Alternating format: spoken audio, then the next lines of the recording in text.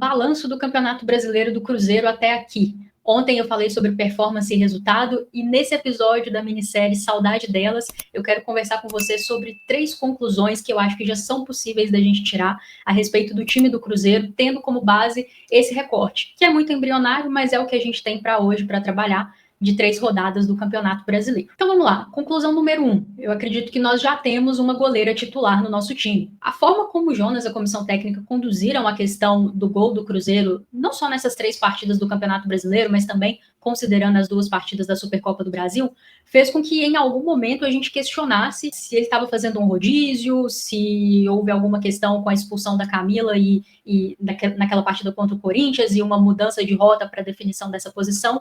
Mas eu acho que pela forma como as escolhas foram feitas nessas 3 partidas, tudo leva a crer que o Jonas e a comissão técnica escolheram de fato a Camila para ter sequência como titular no gol do Cruzeiro.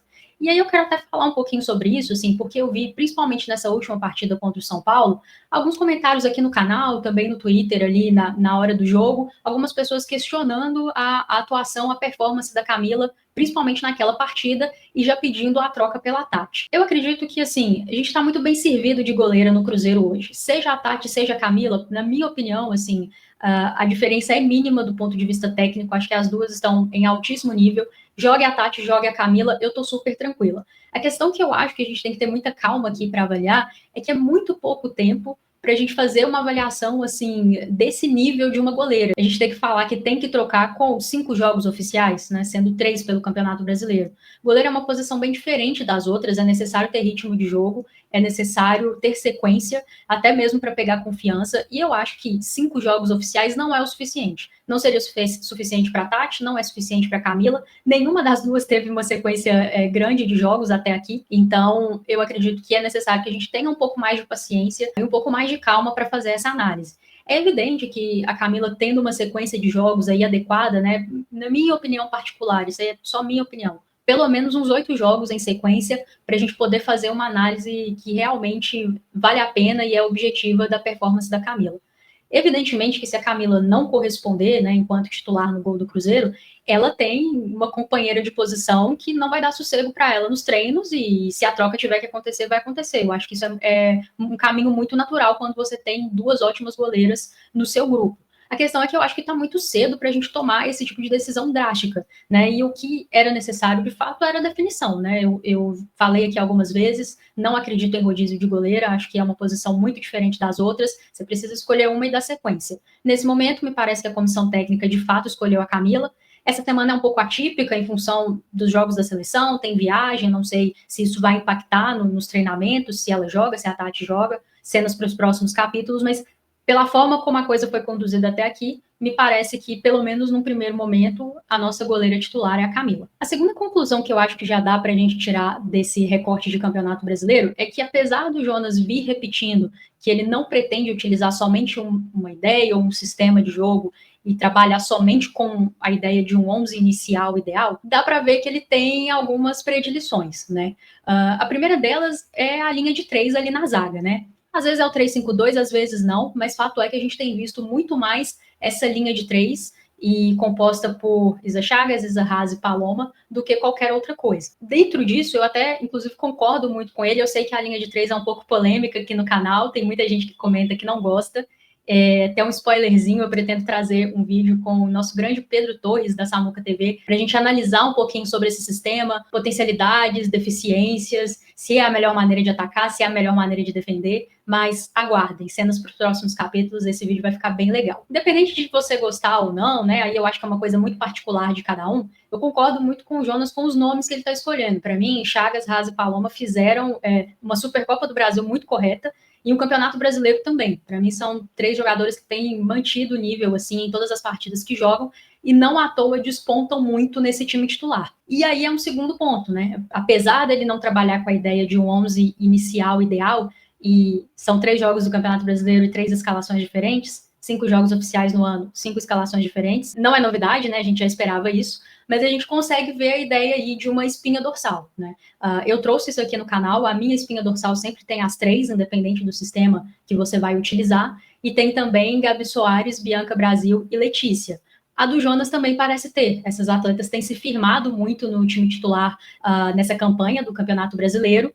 E a Gabi Rodrigues também ganhou posição, até mesmo em função ali da falta que a Marília tem feito nas partidas, né? O Cruzeiro não divulgou como uma lesão, divulgou como um desconforto, ela não tem estado nem no banco de reservas, então com a Marília indisponível, Gabi Rodrigues ganhou posição e tem ido muito bem por ali também. Então, hoje me parece que essa é a espinha dorsal do Jonas, além, é claro, da Camila no gol. Então, é um time no qual ele mexe bastante, mexe todo o jogo, mas se você for analisar mais a fundo, já existe aí na cabeça dele uma espinha dorsal, atletas que despontam como titulares. Ele mexe no sistema, durante as partidas ele costuma mexer, então às vezes ele começa de uma forma e ao longo da partida, sem necessariamente fazer alterações, ele muda.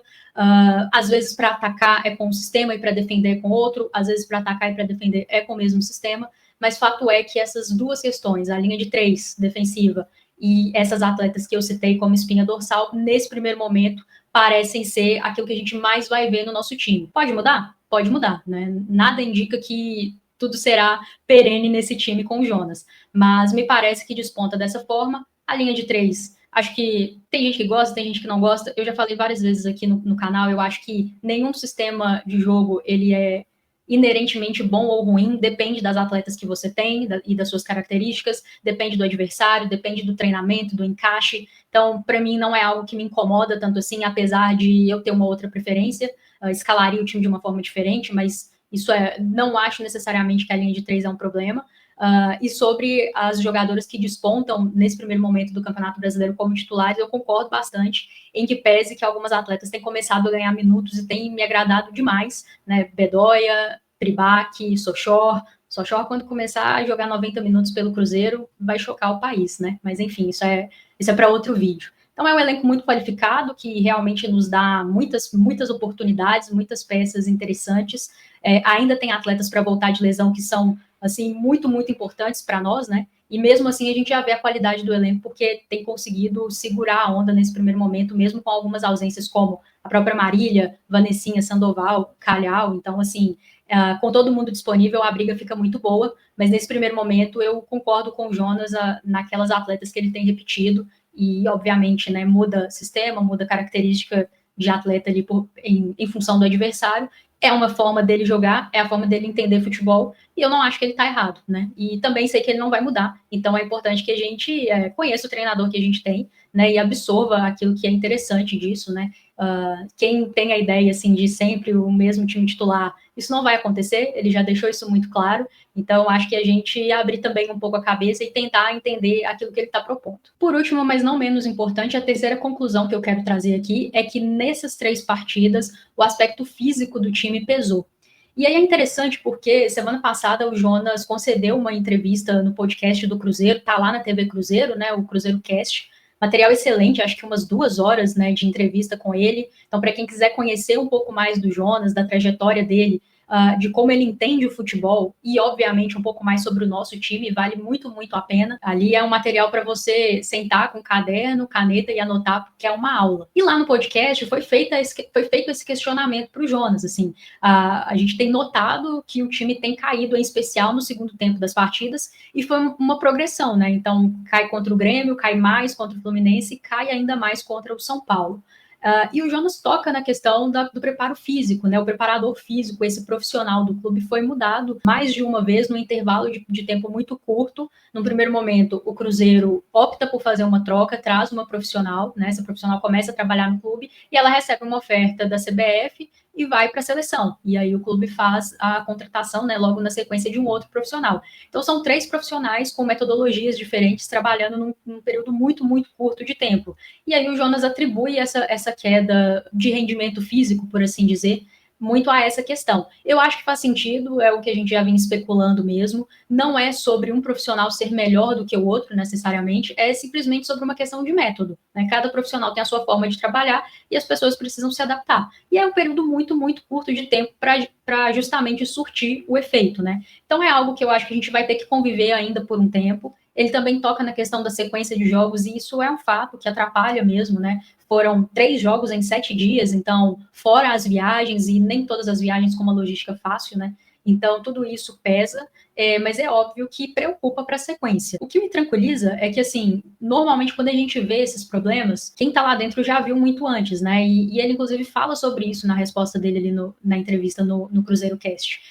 Ele fala para o torcedor ficar tranquilo que a comissão já está olhando isso e está atuando em cima disso, né? E eu não tenho dúvidas de que está. Se é uma coisa que a gente consegue ver, lá dentro eles conseguem ver sem sombra de dúvidas, assim. Então, eu acredito que a tendência é que a gente tenha uma melhora nisso progressiva, em especial com um espaçamento maior dos jogos. Agora, a gente sabe como é o calendário, a gente sabe que vão ter semanas assim, com 3 jogos em 7 dias, isso vai acontecer novamente. Então, é preciso estar preparado para conseguir competir nesse nível, em especial com as equipes com as quais o Cruzeiro quer competir, né? Chegou um determinado momento ali na partida contra o São Paulo, em que era muito nítido que a gente precisava segurar o resultado. E o Jonas, inclusive, termina aquele jogo com uma linha de 5 para proteger o empate, e eu acho que ele acerta, porque realmente a gente fisicamente não estava na mesma rotação do time do São Paulo ali no segundo tempo. E aí a gente precisa almejar estar, né? Para que a gente consiga, principalmente pensando num segundo semestre, tudo dando certo, o Cruzeiro avançando para o mata-mata do Campeonato Brasileiro, daqui a pouco começa a Copa do Brasil. Nesse momento mais agudo da temporada, é importante que a gente esteja na mesma rotação física dos outros times. Hoje me parece que a gente não está na mesma rotação física das principais equipes do país. É um sinal de alerta, assim como eu falei no vídeo de ontem da questão de sofrer gols todos os jogos, né? É um sinal de alerta, não é nada, eu acho assim, aterrorizante e que causa pavor, mas eu acho que é o sinal, a luz está amarela. Tem que ter atenção e tem que agir.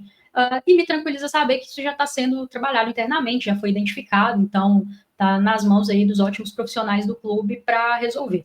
Então, fiquemos tranquilos, aguardemos, né? Acredito que para esse sábado, pelo tempo de folga e de preparação, a gente tende a ver um time mais inteiro em campo, e o caminho é esse, né? É trabalhar com o tempo que a gente tem, que é curto, não é o ideal, mas é o futebol brasileiro, né? Fazer o quê? Bom, então, por hoje é isso. 3 conclusões que eu acho que já são possíveis de tirar desse recorte curto do que foi o nosso Campeonato Brasileiro até aqui. E no vídeo de amanhã eu vou trazer para vocês uma análise do nosso mês de abril. Na minha opinião, o mês de abril é o mês mais importante do Cruzeiro no Campeonato Brasileiro, tendo em vista aquilo que a equipe almeja dentro do campeonato, né? E aí eu vou explicar por que eu acho que o mês de abril é o mais importante. A gente vai falar sobre acessibilidade de pontos, a gente vai falar sobre os confrontos diretos entre os nossos adversários, e aí a gente projeta um pouquinho, quem sabe até a pontuação possível, né? Mas aí isso fica para amanhã. Um abraço e até lá.